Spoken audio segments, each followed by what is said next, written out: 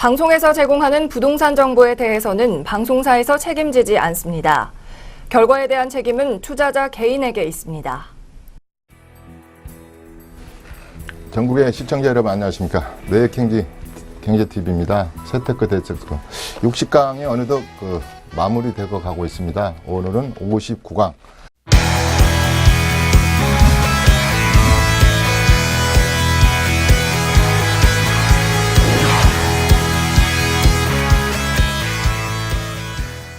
오늘은 59강입니다. 59강.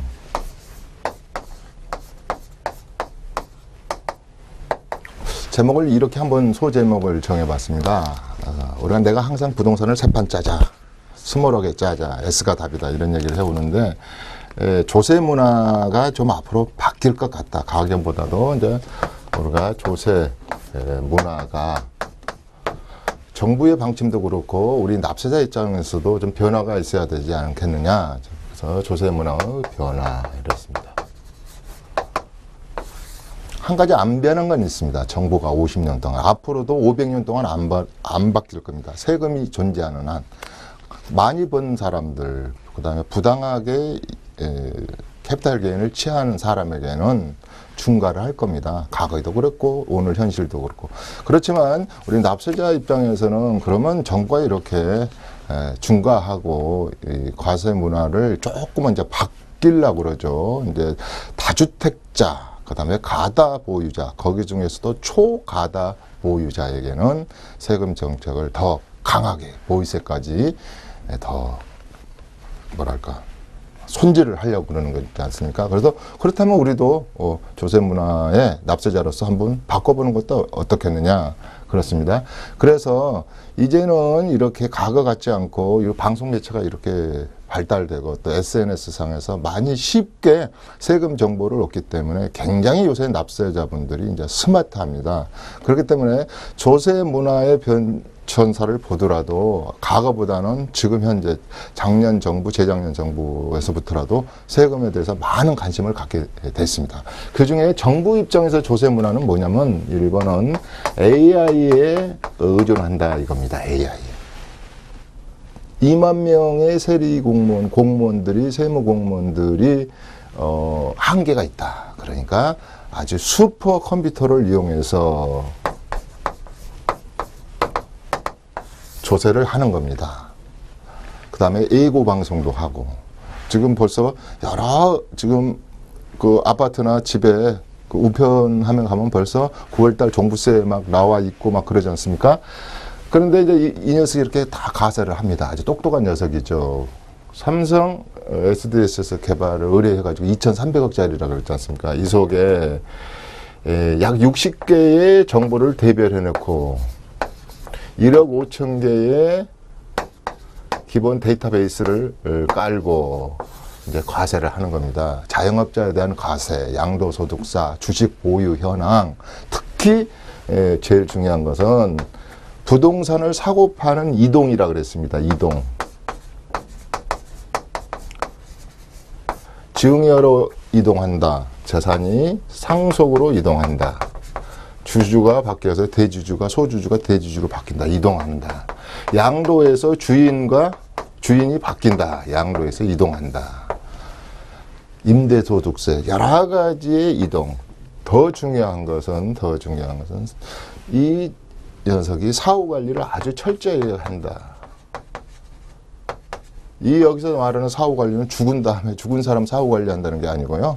사후 어떤 것이 부담부로 양도됐다면 양도소득세, 증여세 같은 거, 그 다음에 의제, 그 다음에 간주상속 이런 것들을 사후 관리를 철저히 한다. 처음에는 이렇게 자진납세를 유도해서 자율적으로 자율납부를 유도한 다음에 일단 거기까지는 믿고 두 번째는 사후 관리, 사후 검증한다. 이렇게 보면 되겠습니다. 그렇다면 조세 문화의 변화 중에서 1번은 이제는 기계가 컴퓨터가 하기 때문에 속된 표현으로 뇌물도 없고 봐주는 것도 없고 사준내 8천이라고 해서 친절한 것도 아니고 불친절한 것도 아니고 정확히 공정하게 세법에 나와 있는 규정대로 우리 양도세 같으면 나열주의로 또 어떻게 보면 상속세 증여세 같은 것은 포괄주의 개념까지도 이 녀석이 낱낱이 우리 5천만 대한민국의 주민등록을 가진 자의 소득과 이런 것을 낱낱이 지켜보고 있다. 특히 이제 고소득자 같은 분들은 이제 PCI 시스템이랄지 이런 거 그랬죠. 재산이 늘어났어요. 그런데 지출과 인컴 소득을 비교해봐서 누락된 부분이 있으면 과세를 한다든지 또 FIU 금융 분석원이라고 그랬잖아요. 이런 것이 다 여기에 같이 한 덩어리가 돼서 그러니까 이것도 그래 제가 조심해라 그랬죠. SPR 의심스러운 거래 현금으로 지나치게 1,000만 원씩 막 매일 뺀다든가 그래서 커런스 그 자금을 뗀다든지 STR CTR 그러죠. 트랜잭션 된다 그런 겁니다. 트랜잭션 된다. 이것을 레퍼토화한다 이런 겁니다. 아무튼 그냥 앞으로는 정부는 앞으로 이 녀석이 점점 인공지능이 스마트해져 가지고요. 주인님 홍길동 씨는요 어제 뭘 팔았는데요. 이건 업계약서 쓴 것 같고 뭐 이런 정도 수준이 될 겁니다. 또 어떤 분은 3주택, 4주택인데요. 간주 임대료가 잘못됐습니다. 뭐 이런 것까지는 앞으로 그럴 것이다. 그래서 정부의 조세 문화 변화는 여기에 더 투자를 할 것이고 앞으로 알파고 수준의 알파고의 알파고 수준의 이런 것이 차세대 융합 시스템 정도가 이런 컴퓨터가 슈퍼컴퓨터가 우리의 국민의 낱낱한 당신이 작년에 여름에 세금 안 낸 것까지 재작년에 세금 안 낸 것까지 84년도에 기록이 남아있으면 매도권까지 다 추적해서 세금을 매길 겁니다. 그래서 일본의 조세 문화는 이렇게 무섭게 변하고 있다. 이걸 1차적으로 좀 말씀드리고 싶었습니다. 무시무시합니다. 이게 어디 있다 그랬죠? 저기 양평동. FIU는 저기 우리 정부청사 14층. 뭐 이렇게 있다 그랬습니다. 자, 그 다음에 이제 우리 납세자 분들입니다. 납세자. 지금 국세청장 말고 전 박근혜 정부의 국세청장이 이만수 국세청장이었잖아요. 한 4년인가 하셨죠. 그분이 제일 좋아하는 과유불급. 제가 이따 다음 시간에 제가 이걸 한문으로 써가면 할 텐데 세금을 이제 낼 때 우리 이건 이제 다음 시간에 하죠. 세금을 우리가 낼 때 분명한 절세는 문화가 바뀌어야 돼요. 절세는 두 가지를 분명히 짚고 넘어간다 이 말이죠. 우리 납세자 입장에서 볼 때 일단은 다다익선 해가지고 많이 가지고 있는 사람들에 대한 다주택자, 다 토지를 너무 많이 보유자, 뭐 상가를 많이 보유하신 분 이런 거. 그 다음에 이익이 캐피탈 게인이 많이 나는 곳에는 과다 이익이라 그럴까요? 뭐 초과 이익이 막 실현 이익이 막 엄청나게 발생된 것은 이제는 감출 수 없다는 것을 생각을 할 때 세금은 이제 안 내고는 안 된다. 다운계약서, 업계약서 존재할 수 없다. 그 다음에 지금 허술한 것 중에 하나가 대부분이 임대소득세입니다. 임대. 사실상 임대소득세는 작년 말 기준으로 약 150만 가구가 사업자 등록증을 부동산 임대, 주택 임대든 일반 임대든 사업자 등록증을 개설해서 하고 있는데 과연 제대로 법의 규정에 맞게 이런 말도 하더라고요. 약 200만 호 정도만 법에서 5%만 올리지 마시오, 9% 올리지 마십시오, 12% 올리지 마세요. 이걸 지키고 나머지는 지키지 않은 관계로 정부에서는 아무래도 이제는 문재인 정부에서는 임대소득의 투명성을 앞으로 강조할 겁니다. 강조. 누구의 힘을 빌려서요? 아까 알파고 수준의 슈퍼컴퓨터를 이용해서 그럴 겁니다. 그렇기 때문에 지금까지는 우리가 흔히 말해서 이제 양도소득세, 증여세, 종부세, 재산세 상속세 이런 거였지만 이번에 우리 납세자 문화에서 이 5년 동안의 문재인 정부와 앞으로의 정부에서는 부동산을 가지고 있음으로 인해서 임대소득, 사실 불로소득이 아니거든요. 나는 그렇다고 생각합니다. 왜냐하면 나의 시드머니가 열심히 일한 대가를 투자한 거기 때문에 불로소득이 아닌 겁니다. 제 입장입니다. 그런데 이제 또 다른 입장에서는 일 안 하고 단순하게 생각해서 일 안 하고 그냥 매달 달력에 빨간 날도 임대 수익이 발생하지 않느냐. 그랬을 때는 내가 평생 20, 30년간 본 시드머니를 여기다가 일을 시키고 있는 거예요. 내가 일을 안 할 뿐이고 내 돈이 일을 하고 있는 거거든요. 그게 우리가 은퇴 과정에서 죽으면 두렵지 않지만 죽어가는 과정이 두렵지 않으려면 내가 힘이 딸리니까 돈이 나를 대신해서 일을 하는 겁니다. 그렇기 때문에 열심히 우리 젊었을 때 남들은 다 해외 나가서 추석에 가가지고 500만 원 쓰고 온다는데 나는 시골에서 어머니가 끓여준 떡국이나 미역국이나 먹고 참는 거 아니겠습니까? 그 녀석이 일을 하는 거니까 저는 절대 임대소득은 불로소득이라고 보지 않습니다. 그랬을 때 정부에서는 지금까지 허술하게 관리한 차원이 좀 있었어요. 근데 이것을 직시할 것이다 이겁니다. 그렇기 때문에 우리 납세자 입장에서는 특히 부동산으로 임대소득을 올리고 사업자 등록금을 내신 150만 가구의 시청자 여러분들께서는 이 소득에 대해서 좀 깊숙이 아까 우리 주택 양도소득세랄지 이런 것처럼 케어풀하자, 조심하고 지키고 미리미리 스터디 이추모 교수하고 공부를 하자. 앞으로 또 제가 시즌 1에서는 임대소득에 대해서 별로 얘기를 안 했어요. 또 2018년까지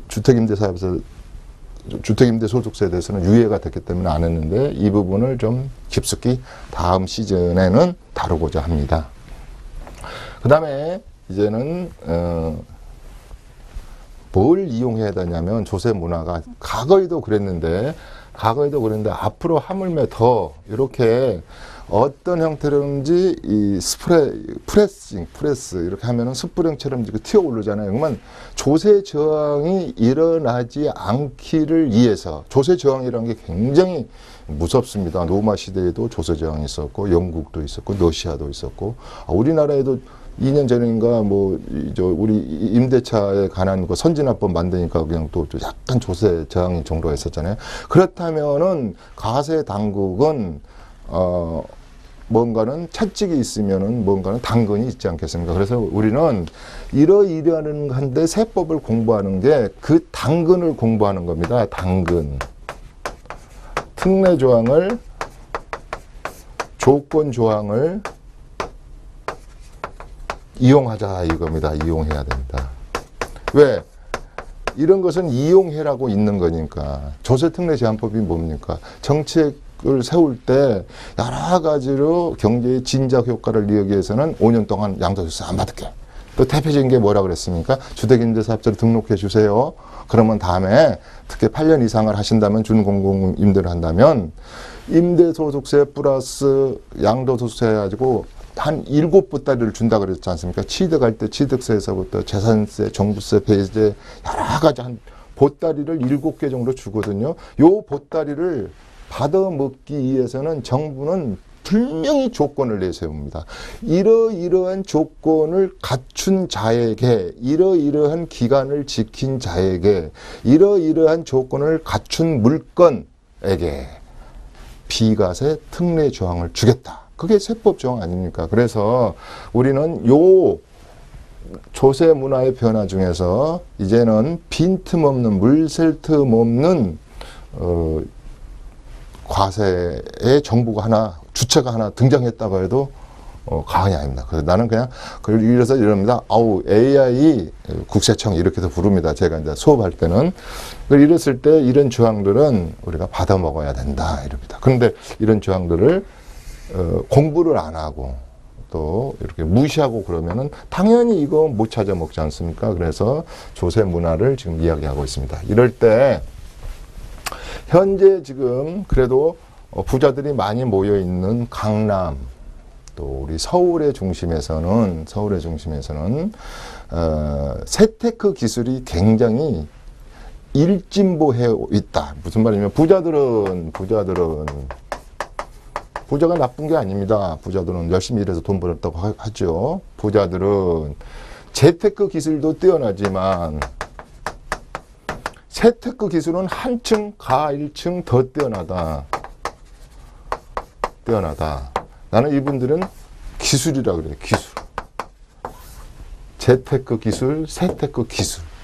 주변에 기술자도 많고 선수들도 많고 마스터도 많고 VIP를 관리해주는 그런 팀들도 많고 그러다 보니까 이제 아까 이런 세법을 낱낱이 납세자 입장에서 가세자 입장에서 서로 생각해가지고 이렇게 보는 겁니다.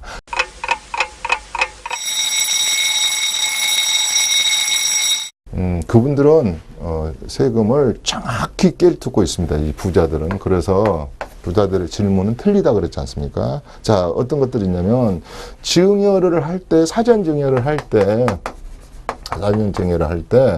거의 며느리에게 증여를 안 합니다. 그런데 아까 말한 대로 증여 하나만 보더라도 존속에게 증여를 하느냐, 비속에게 증여를 하느냐, 제3자에게 증여를 하느냐. 제3자가 대표적인 것들은 이제 며느리, 제부, 뭐 이렇게 관계가 없는 분들이 있죠. 뭐 혈족 관계에서 아까 족보하고 세금하고는 관계가 있다 그랬는데, 그래서 10년 동안 사전에 누적된 이 사전 증여 금액을 다음에 망자가 사망 재산에 포함시킴으로 인해서 이것을 5년 동안으로 한번 일찍해 가지고 거꾸로 분석할까 이런 것도 있습니다. 그래서 이 얘기를 하자면 한도 끝도 없는데 반대적인 개념으로 하시는 분들이 있어요. 그래서 세금이 그만큼 법에서 허용한 범위 내에서 지켜가면서 그 컨디션을 지킨다면은 누가 뭐라 그러지 않는다고 그랬지 않습니까? 과세 원칙이 뭐라 그랬습니까? 실질 과세 원칙이면서도 근거 과세 원칙이면서 신의 성실의 원칙이면서도 사후 관리 원칙이라고 그랬습니다. 그 원칙을 딱딱 지켜가면서 세법을 풀어가는 겁니다. 대표적인 게 또 이런 거라고 그랬죠. 부부간의 증여를 해서 분양권을 증여를 해버려가지고 3년 안에 또 분양권을 매매하는 방법인데 이것은 잘 다뤄야 된다고 그랬지 않습니까? 이월과세 규정이랄지 또 부담부 증여에서 채권 채무 관계가 발생했을 때 특히 채무를 떠넘겼을 때 양도세 문제가 발생할 수 있고 부당행위 계산 부인이라 할지 또 우리가 분양권 자체는 이렇게 인정을 안 하는 부분들이 많다 그랬습니다. 부담부 증여랄지 여러 가지가 있습니다. 그래서 그런 부분이랄지 올해 7월 달에 법이 하나 바뀌었습니다만은 그 증여를 받았어요. 5년 이내에 팔면 최초 증여하신 사람이 취득가격으로 잡혀가지고 세금이 양도 차익이 많이 발생할 수도 있다 이랬는데 이걸 반대로 하시는 분들이 있어요. 반대로 하시는 분. 예를 들어서 이거 아버지가 토지를 현금을 주지 않고 100억짜리 건물을 사주면서 이 가표가 평가 금액이 이런 게 한 20억까지 차이 나면은 이걸 받아서 아들이 5년 이내에 팔아버려요. 그러면 이 아버지가 물려줬던 뭐 이런 가표로 잡힌다든가 거꾸로 그래서 이것을 이번에 7월 1일자로 이런 행위에 대해서는 또 부인한다든지 이런 것들이 이제 많습니다. 그래서 오늘 좀 복잡한 얘기가 되는데 왜 얘기를 좀 하고 나면 이건 이제 중급반 수준에서 해야 되는데 세금이라는 것은 부자들은 세무 공무원 수준에서 그 다음에 여러 가지 제가 그랬죠. 세금은 세 사람, 네 사람이 계산하면 다 틀린다 그랬지 않습니까? 정답이 없다 그랬잖아요. 어바우트 답만 나오지. 이 양도소득세 같은 것도 맞아요. 필요경비를 어떻게 볼 거냐에 따라서 틀릴 수도 있고 그러니까. 그래서 제가 하고자 하는 것은 미리 지금 맛배기를 보여드리는 거거든요. 전번에 시간에도 이런 것도 제가 했잖아요. 건물을 물려줘 버리고 그걸 가지고 있다가 2년을 보유한 상태에서 요 건물로 증여를 하자 이런 거. 우회 증여, 우회 매매. 요새 제일 많이 물어본 것 중에 하나가 가족 간 거래. 그 다음에 부자들만 내 재산을 물려주는 것도 아니고 서민들도 물려주고 다 그러는데 이분들만 뭐 특별히 뭐 다른 특혜가 있는 게 아니기 때문에 서민들 세법이나 부자들이 물려주는 세법은 똑같은데 이분들이 세법을 이해를 정확히 해서 그 테두리 안에서 좀 더 지혜롭게 재산의 이동을 하기 때문에 세금을 덜 낸다 이 말이죠. 덜 낸다. 그런 것이 좀 있습니다. 그 다음에 요즘에 중국방 같은 데서 좀 하는 것 중에 하나가 어떻게 보면 제가 이런 것을 앞으로 하겠습니다. 그래야지 또 시청률도 오를 거 아닙니까? 다른 것 중에 이제 장자의 특별수익. 우리가 상속세에서 보면 1979년도를 중심으로 1990년도 1월 1일 그래서 대변혁이 일어나죠. 유류분 청구를 할지 그 다음에 시집간 딸도 저 오빠하고 지금 내 동생처럼 똑같이 주세요. 이런 것들이 79년도에 유류분 청구랄지 똑같이 주세요 하는 이런 세법들이 되면서 장자가 좀 미리 갖다 썼나 봐요. 특별 수익으로 봐서 오빠는 이제 타갈 것도 없어. 이런 거에서부터 가사소송이랄지 이런 상속 분쟁으로 인한 것이 굉장히 많습니다. 저는 이런 말을 꼭 하고 있습니다. 저는 상속세 증여세를 우리 강남의 건물주를 대상으로 수업을 꽤 3, 4년 해오면서 그분들이 살아있을 때는 괜찮아요. 근데 이제 어느 날 수업을 듣던 분이 이제 돌아가셨대. 그러면 이제 상담이 올 거 아닙니까? 벌써 같이 오던 가족이 따로 오기 시작하고요. 세금에 대한 그런 공포, 그 다음에 가족 간의 전쟁이 시작되는 거거든요. 저는 이렇습니다. 그러면 있는 곳에서 찢고 볶고 싸우면, 이거 방송적인 용어는 아니지만, 없는 쪽에서는 나는 그거 서로 우리 오빠하고 나는 이게 금수저가 아니라 나무 수저 하나도 못 받았다 이런 분도 있는데 있는 집안일수록 풍지박산이 나는 것들 거의 봤어요. 저는 어떻게 보면 80%가 싸우시는 것 같아요. 20%만 그런 거 같고. 그래서 이렇게 했을 때 이런 거야 할지 여러 가지의 이제 그 시즌 2에서는 정말로 상속하고 증여의 기술을 이제 진짜로 기술이 들어가는 겁니다. 우리 내신앙 할 때 기술 들어갑니다. 이런 표현 쓰잖아요. 그래서 시즌2에서는 지금의 60강은요, 재테크 비기너로서 청약에 관한 거랄지 이런 거 여러 가지 쉬운 것들 했잖아요. 그러면 이제 좀 더 깊숙이 시간을 좀 더 할애해서 이렇게 하다 보면, 그 세금을 좀 이해하는데 좀 폭이 넓어지리라고 봅니다. 그 다음에 이제 다음 시즌에 할 거, 그 다음에 이제 대습 상속, 연부연납, 연대 채무죠, 연대 책임.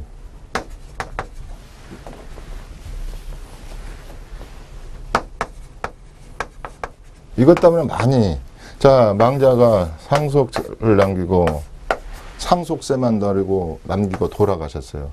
자, 이 상속 재산을 받은 상속인은 피상속인이 남은 상속인은 연대에서 세금을 낼 필요가 있다. 근데 이때 오빠가 좀 많이 갔거나 그랬는데 이 오빠는 착한 오빠인 것 같아, 나처럼. 그래서 너희들 그냥 법정 상속 지분대로 다 내라. 그리고 오빠가 좀 그동안에 유학도 가고 대학 다닐 때 아버지 속 썩이면서 내가 돈을 좀 많이 갖다 썼으니까 내가 상속세는 내가 혼자 다 독박으로 낼게. 이런 것까지는 증여로 안 본다 이 말이에요. 근데 여기서 넘어가가지고 이제 법원에 가가지고 가정법원에 가가지고 이제 재산을 나눠 가졌어요. 아파트, 토지, 너 막내는 너 저 돈 두 마지기 갖고 이렇게 가졌을 때 이렇게 해가지고 다시 찢어서 재산을 분할해서 좀 더 갖고 이럴 때는 100% 증여하고 관계가 된다랄지. 요새는 대습상속이라는 것은 손자, 그 다음에 대를 뛰어넘어서 상속을 많이 하시는 걸 봤어요. 이런 거 할 때 주의점 이런 겁니다.